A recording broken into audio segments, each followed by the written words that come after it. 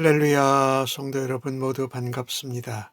5월 9일 토요일 아침 말씀 묵상입니다. 오늘 하루를 여는 첫 찬송은 484장 내 맘의 주여 소망되소서 찬송 올려드립니다.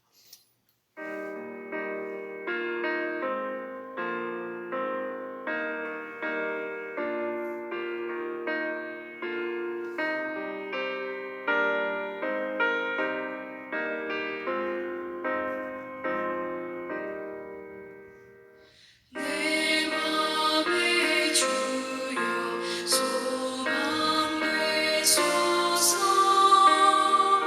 주 없이 모든 일 헛되어라. 밤이나 낮이나 주님 생각, 잘 때나 깰 때 함께 하소서. 지혜의 주여 말씀으로서 언제나 내 안에 계십소서. 주는 내 아버지 나는 아들, 주 안에 내가 늘 함께하네.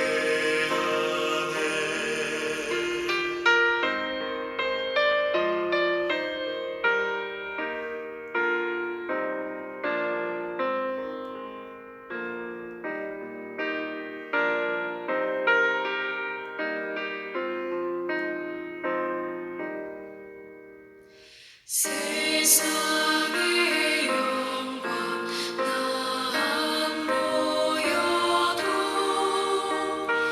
언제나 주님은 나의 기억. 주님만 내 맘에 계시오니 영원한 주님 참 귀하셔라. 영원한 주님 내 승리의 주, 하늘의 기쁨을 주옵소서. 어떠한 고난이 닥쳐와도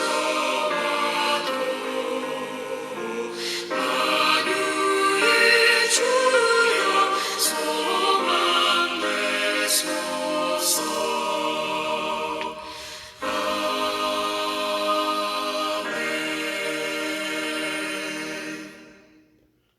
오늘 주시는 하나님의 말씀은 룻기 4장 13절로 22절의 말씀입니다. 함께 성경을 읽으십시다. 이에 보아스가 룻을 맞이하고 아내로 삼고 그에게 들어갔더니 여호와께서 그에게 임신하게 하심으로 그가 아들을 낳은지라. 여인들이 나오미에게 이르되 찬송할지로다. 여호와께서 오늘 내게 기업 물을 자가 없게 하지 아니하셨도다. 이 아이의 이름이 이스라엘 중에 유명하게 되기를 원하노라. 이는 내 생명의 회복자이며 내 노년의 봉양자라. 곧 너를 사랑하며 7 아들보다 귀한 내 며느리가 낳은 자로다 하니라. 나오미가 아기를 받아 품에 품고 그의 양육자가 되니 그의 이웃 여인들이 그에게 이름을 지어주되 나오미에게 아들이 태어났다 하여 그의 이름을 오벳이라 하였는데 그는 다윗의 아버지인 이새의 아버지였더라. 베레스의 계보는 이러하니라. 베레스는 헤스론을 낳고 헤스론은 람을 낳고 람은 암미나답을 낳았고 암미나답은 나손을 낳았고 나손은 살몬을 낳았고 살몬은 보아스를 낳았고 보아스는 오벳을 낳았고 오벳은 이새를 낳고 이새는 다윗을 낳았더라. 아멘. 이제 보아스가 룻을 맞이하여서 아내로 삼고 하나님께서 아들을 낳게 하셨습니다. 그 아들의 이름이 17절에는 오벳이라고 나오지요. 섬기는 자, 뭐 이런 의미예요, 봉사자. 그 오벳은 죽었던, 무너졌던 엘리멜렉의 가정과 기업을 회복하는 일을 맡습니다. 이것은 하나님께서 행하신 선하신 섭리의 결과였던 것입니다. 오늘 룻기 마지막 부분은 룻이 아들 오벳을 낳았는데 룻보다는 나오미의 회복에 초점을 더 맞추고 있습니다. 아들은 룻이 낳았는데 이웃 여인들은 17절에 뭐라 그러냐면요. 나오미에게 아들이 태어났다라고 표현합니다. 그리고 14절에 보면 여인들이 나오미에게 하나님을 찬양하라 하고 그 낳은 손자 오벳을 축복하는 문장이 나옵니다. 여호와께서 나오미에게 너의 기업 물을 자를 없지 않게 하셨다, 주셨다라는 것이죠. 가능성이 희박했는데, 그리고 그 아이가 이스라엘에서 유명하게 되기를 원하노라고 축복도 한다라는 것입니다. 왜 그 아들이 오벳이 중요했냐면 15절에는 중요한 말씀을 몇 가지를 해요. 내 생명의 회복자이며 노년의 봉양자다. 그가 너를 사랑하여 7 아들보다 귀한 내 며느리가 낳은 자로다라고 말합니다. 여기 내 생명의 회복자다라는 것은 마치 그 아들을 낳았다라는 표현이 뭐가 일으켜진 거냐면 나오미가 낳았다고 17절에 말하는 것을 보면은요. 그 아브라함의 아내 사라가 경수가 끊어지고 태가 죽은 것과 다름없었던 사라가 아들을 낳은 것과 같다라는 것입니다. 말하자면 나오미의 생명을 회복시켰다라는 것입니다. 남편도 두 아들도 죽고 돌아온 것은 이제 룻만 데리고 돌아왔는데 손자를 보게 되고 가문을 이어갈 수 있는 게 되었고 보아스를 통해서 말입니다. 나오미의 생명이 회복된 것입니다. 그리고 노년에 오벳이 나오미를 봉양하는 역할을 감당한다라고 말합니다. 노년에, 나오미의 노년에. 우리가 노년에 나이가 들어서도 우리의 책임자는 바로 봉양하고 우리를 늙어도 우리가 안심할 수 있는 것은 바로 예수님께서 우리를 책임지시기 때문입니다.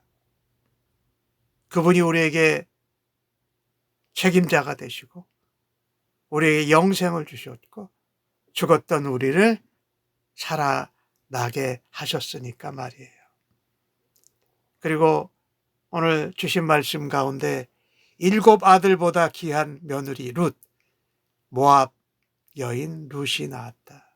사실 2 아들이 있었지만 모압 땅에 가서 죽었거든요. 남편도 죽었는데 전혀 소망이 없을 것 같은 룻이 보아스에게 고엘 물은 자가 기업 물은 자가 되면서 아들을 낳은 것인데 그것이 나오미가 낳은 것과 같다라고 하는 것입니다. 이 모든 일은요, 사실 하나님께서 나오미, 그 엘리멜렉의 가정을 불쌍히 여기신 것이지요. 나오미가 믿음으로 또 베들레헴으로 돌아오고 모압 며느리 룻은 어머니를 지극히 섬긴 이 아름다운 시어머니와 이 며느리와의 삶에 하나님이 간섭하셔서 새 일을 행하신 것입니다. 연약한 모압 여인 룻을 들어서 사용하시는 것은 하나님의 은혜입니다. 오늘 나오미와 룻의 삶을 보면 완전히 하나님의 역전 드라마가 펼쳐진 것 같아요. 우리는 여기서 중요한 것을 생각해야 한다라는 것입니다. 고난 가운데에서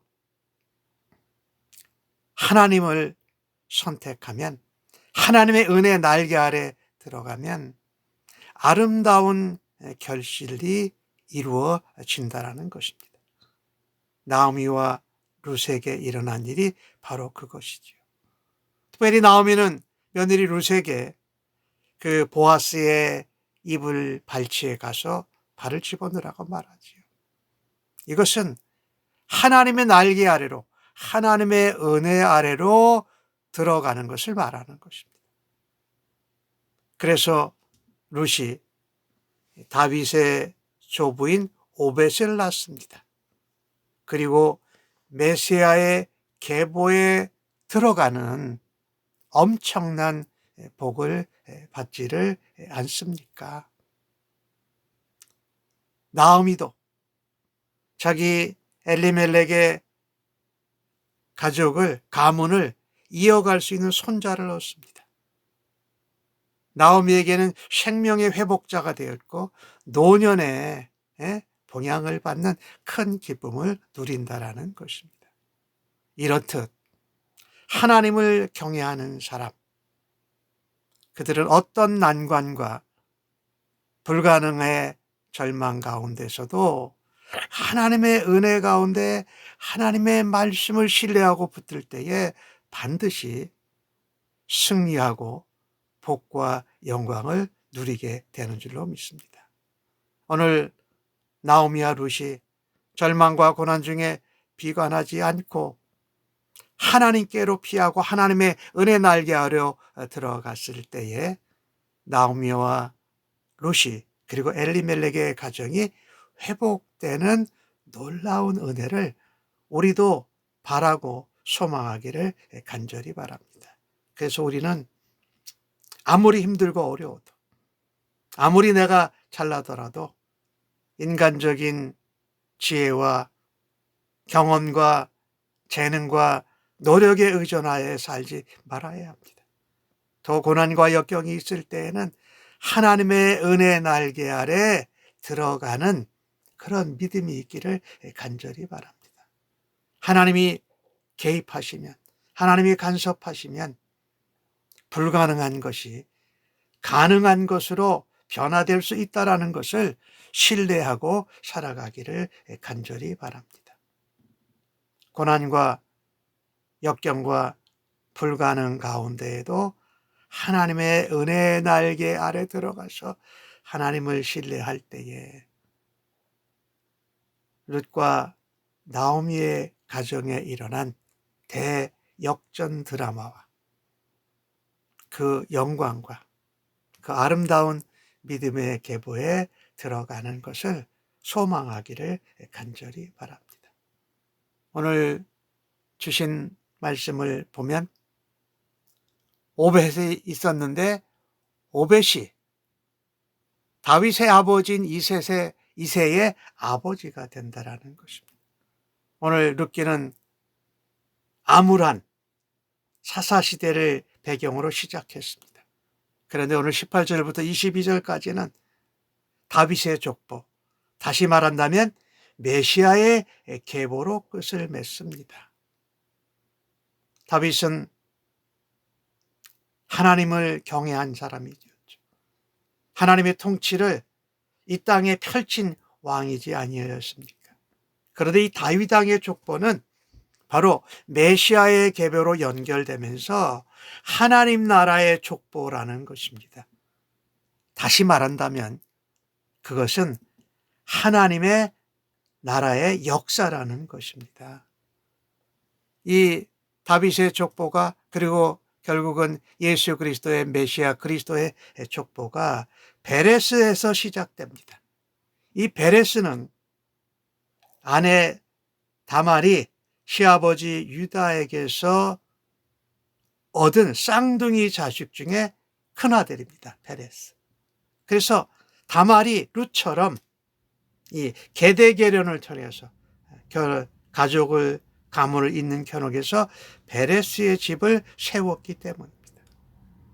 그러니 다말도 그렇고 룻도 그렇고 모두 하나님의 의뢰 아래서, 하나님의 날개 아래서 가능성을 붙들고 하나님을 신뢰한 사람입니다.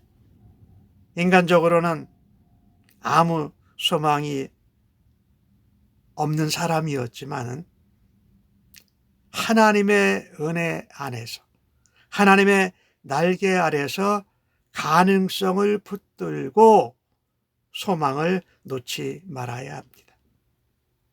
그런 사람은 그 사람의 섬김과 헌신과 하나님을 신뢰할 때에 하나님의 나라의 역사를 이루어가는 통로로, 도구로 쓰임을 받는다라는 것입니다. 나오미의 회복 다음에 이어서 다윗의 족보, 메시아의 계보가 나온 것은 하나님의 은혜로 한 사람, 한 가정이 회복될 때에 그것이 단순히 한 사람, 한 가정의 회복으로 끝나는 것이 아니라는 것입니다. 무엇이 회복됩니까? 가정이 회복되고 공동체가 회복되고 하나님 역사가 시작되는데 쓰임을 받는다라는 것이지요. 우리는 우리의 삶을 하나님 앞에 드릴 때에, 하나님을 신뢰하고 그 은혜 아래에 들어갈 때에 하나님이 우리가 생각지도 못한 놀라운 역사를 펼칠 것을 기대하고 믿으십니까?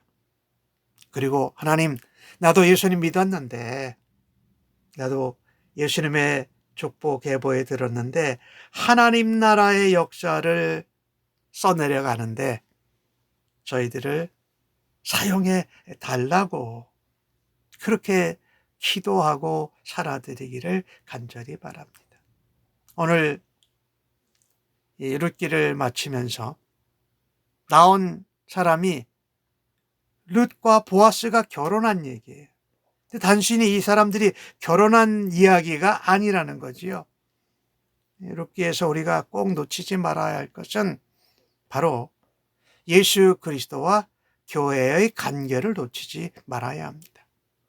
실패한 엘리멜렉의 유대 가정과 파산한 이방 여인 룻에게 자비로운 고엘, 기업 물을 자의 일을 해준 보아스를 통해서 회복의 역사가 일어나는 것입니다. 그리고 수천 년 뒤에 이들을 통해서 보아스와 룻의 만남을 통해서 나온 오벳을 통해서 예수 그리스도 메시아가 오셨다라는 것을 보여줍니다. 그래서 보아스는 예수 그리스도를 예표하는 사람이에요. 그래서 근데 예수님이 실제로 오시잖아요. 룻기에 나타난 예표적인 고엘, 기업 모르는 자, 이분이 바로 실제 역사 속으로 나타나시지 않습니까? 그래서 무너진 이스라엘의 장막을 다시 세우시고 회복시키십니다. 그리고 룻이라는 여인이 다윗의 증조모가 되면서 이방인에게 복음을 비춰주셨던 것이지요. 그래서 우리가 하나님 앞에 은혜의 자리로 그 날개 아래로 들어가고 하나님을 신뢰할 때에 우리의 삶과 우리의 사역과 또 보아스와 룻을 통해서 하나님이 보여주신 언약에 근거한 사랑, 인애, 자비를 행할 때에 하나님의 역사를 이루는 일에 우리가 쓰임받을 수 있다는 것을 기억하기를 간절히 바랍니다. 구원은 혈통이나 자격이나 열심으로 얻을 수 없습니다. 오직 하나님의 은혜로만 얻을 수 있습니다.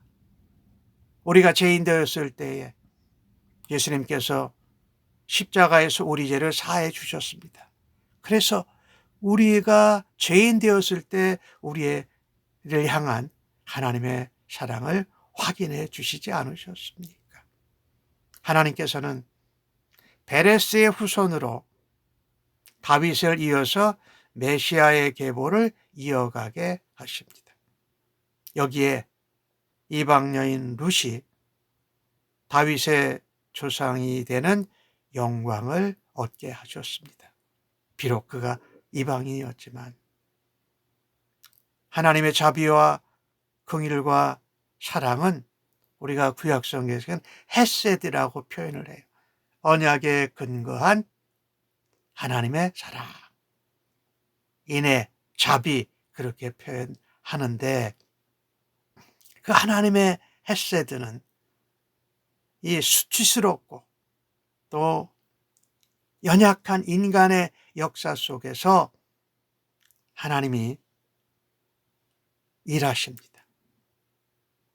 존귀하고 영광스럽게 하나님의 구속의 역사, 구원과 대속의 역사를 이루어 가시는 것을 우리가 룻기를 통해서 보게 됩니다.